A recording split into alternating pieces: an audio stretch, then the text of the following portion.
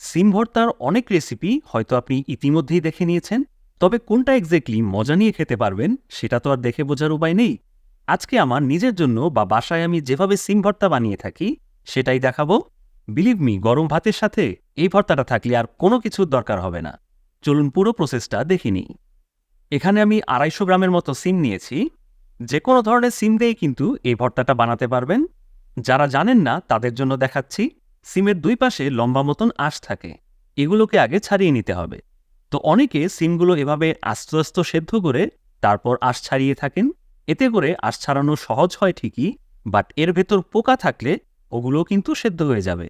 তো আপনি যদি সিমের সাথে পোকা ভর্তা এনজয় করতে চান, আই ডোন্ট মাইন্ড। আঁশ ছাড়িয়ে নেবার পর এরকম টুকরো করে নিলাম। এবার সিমগুলোকে প্রথমে একটু ভাপিয়ে নিতে হবে। একটি প্যানে সিমের টুকরোগুলো নিয়ে নিলাম। এগুলো সেদ্ধ করতে বেশি পানি প্রয়োজন হয় না, তাই অল্প করেই কিছুটা পানি দিয়ে দিলাম। আর দিচ্ছি 1 চা চামচের মতো লবণ। লবণ দিয়ে সেদ্ধ করা সিমের টেস্ট কিন্তু বেশি ভালো হয়। তো এবার আমি কিছুক্ষণের জন্য ঢাকা দিয়ে দিব। সিমগুলো কিন্তু অলরেডি সেদ্ধ হয়ে গেছে, যদিও অল্প কিছুটা পানি আছে।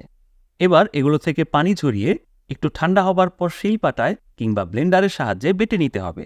একদম মিহি পেস্ট না করলেও হবে, একটু গোটা গোটা থেকে গেলেও খারাপ লাগবে না। সিমগুলোকে নামিয়ে নেবার পর 1 টেবিল চামচের মতো সর্ষের তেল দিলাম। কয়েকটা শুকনো মরিচ আমি একটু ভেজে নিব। মরিচ কিন্তু স্বাদ মতো নিবেন।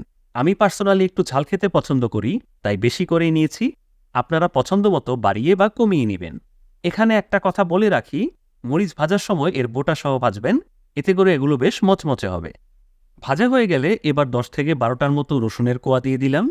এগুলোকেও ভালো মতো ভেজে নিব। আমি কিন্তু কোয়াগুলো আস্তই রেখেছি, এতে করে ভাজার পর ভেতরটা বেশ নরম নরম হয়। যখন এরকম ভাজা ভাজা দাগ লেগে আসবে তখনই রসুনগুলোকে নামিয়ে নিতে হবে। এবার 3 টেবিল চামচের মতো সর্ষের তেল অ্যাড করছি।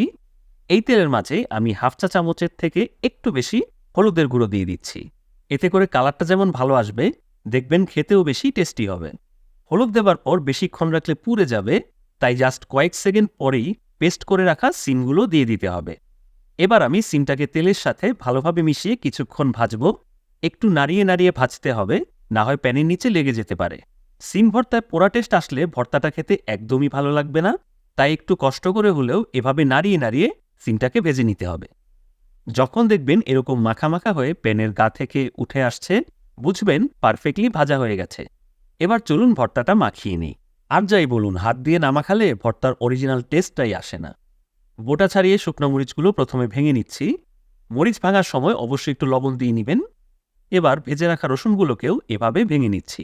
হাত দিয়ে হালকা প্রেস করলেই দেখবেন খুব সহজেই ভেঙে যাবে। দিব কিছুটা কাঁচা পেঁয়াজ। এখানে 3টা মিডিয়াম সাইজের পেঁয়াজ নিয়েছি। এবার সবকিছু বেশ ভালোভাবে এভাবে কচলে মাখা মাখা করে নিতে হবে। বলতে পারেন ভর্তা টেস্টি করার মেইন টেকনিকটাই এখানে। মাখাতে মাখাতে দেখবেন পেঁয়াজ থেকে কিছুটা রস বের হয়ে একটু ভেজা ভেজা হয়ে যাবে। তখনই বুঝবেন পারফেক্টলি মাখা হয়েছে। কি যে বলবো, মাখাতে যে মনে হচ্ছে এটাই খেয়ে নিই। এবার সিমটাকে দিয়ে সবকিছু আরও একবার ভালোমতো মাখিয়ে নেব।